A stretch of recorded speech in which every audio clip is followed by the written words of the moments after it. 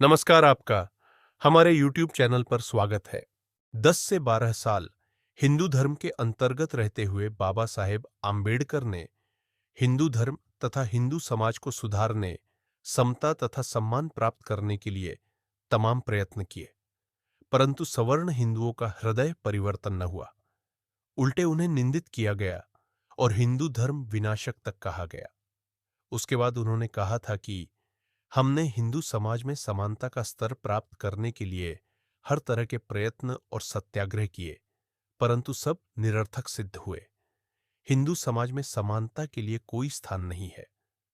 हिंदू समाज का यह कहना था कि मनुष्य धर्म के लिए है, जबकि आम्बेडकर का मानना था कि धर्म मनुष्य के लिए है।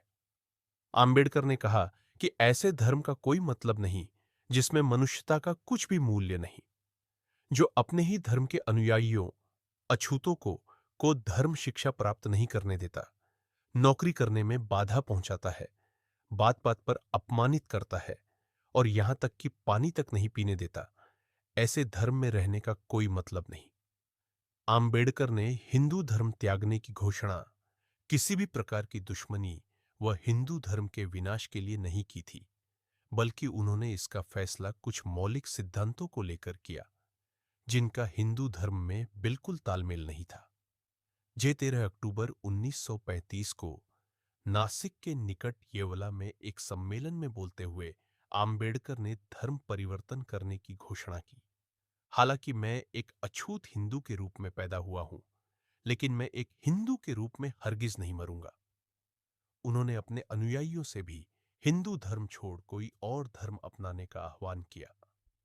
उन्होंने अपनी इस बात को भारत भर में कई सार्वजनिक सभाओं में भी दोहराया। इस धर्म परिवर्तन की घोषणा के बाद हैदराबाद के इस्लाम धर्म के निजाम से लेकर कई ईसाई मिशनरियों ने उन्हें करोड़ों रुपए का प्रलोभन भी दिया, पर उन्होंने सभी को ठुकरा दिया।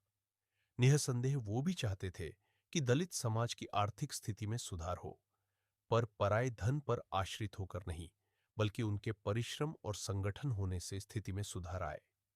इसके अलावा आम्बेडकर ऐसे धर्म को चुनना चाहते थे जिसका केंद्र मनुष्य और नैतिकता हो, उसमें स्वतंत्रता, समता तथा बंधुत्व हो। वो किसी भी हाल में ऐसे धर्म को नहीं अपनाना चाहते थे जो वर्णभेद तथा छुआछूत की बीमारी से जकड़ा हो, और न ही वो ऐसा धर्म चुनना चाहते थे जिसमें अंधविश्वास तथा पाखंडवाद हो। 21 मार्च 1936 के हरिजन में गांधी ने लिखा कि जब से डॉक्टर आम्बेडकर ने धर्म परिवर्तन की धमकी का बमगोला हिंदू समाज में फेंका है, उन्हें अपने निश्चय से डिगाने की हरचंद कोशिशें की जा रही है। यही गांधी जी आगे एक जगह लिखते हैं, हाँ, ऐसे समय में सवर्ण सुधारकों को अपना हृदय टटोलना जरूरी है। उसे सोचना चाहिए कि कहीं मेरे या मेरे पड़ोसियों के व्यवहार से दुखी होकर तो ऐसा नहीं किया जा रहा है। यह तो एक मानी हुई बात है कि अपने को सनातनी कहने वाले हिंदुओं की एक बड़ी संख्या का व्यवहार ऐसा है जिससे देश भर के हरिजनों को अत्यधिक असुविधा और खीज होती है। आश्चर्य यही है कि इतने ही हिंदुओं ने हिंदू धर्म क्यों छोड़ा और दूसरों ने भी क्यों नहीं छोड़ दिया। ये तो उनकी प्रशंसनीय वफादारी या हिंदू धर्म की श्रेष्ठता ही है, जो उसी धर्म के नाम पर इतनी निर्दयता होते हुए भी लाखों हरिजन उसमें बने हुए हैं। आम्बेडकर ने धर्म परिवर्तन की घोषणा करने के बाद 21 वर्ष तक के समय के बीच उन्होंने विश्व के सभी प्रमुख धर्मों का गहन अध्ययन किया। उनके द्वारा इतना लंबा समय लेने का मुख्य कारण यह भी था कि वो चाहते थे कि जिस समय वो धर्म परिवर्तन करे, उनके साथ ज्यादा से ज्यादा उनके अनुयायी धर्मांतरण करें। आम्बेडकर बौद्ध धर्म को पसंद करते थे क्योंकि उसमें 3 सिद्धांतों का समन्वित रूप मिलता है जो किसी अन्य धर्म में नहीं मिलता।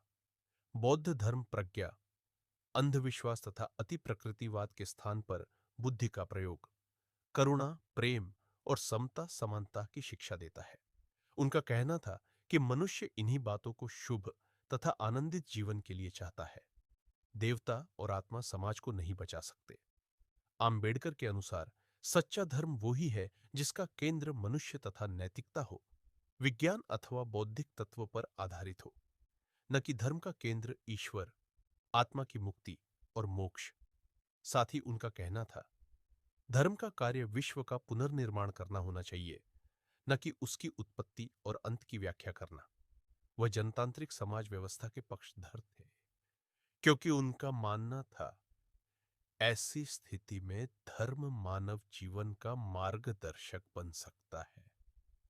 ये सब बातें उन्हें एकमात्र बौद्ध धर्म में मिली।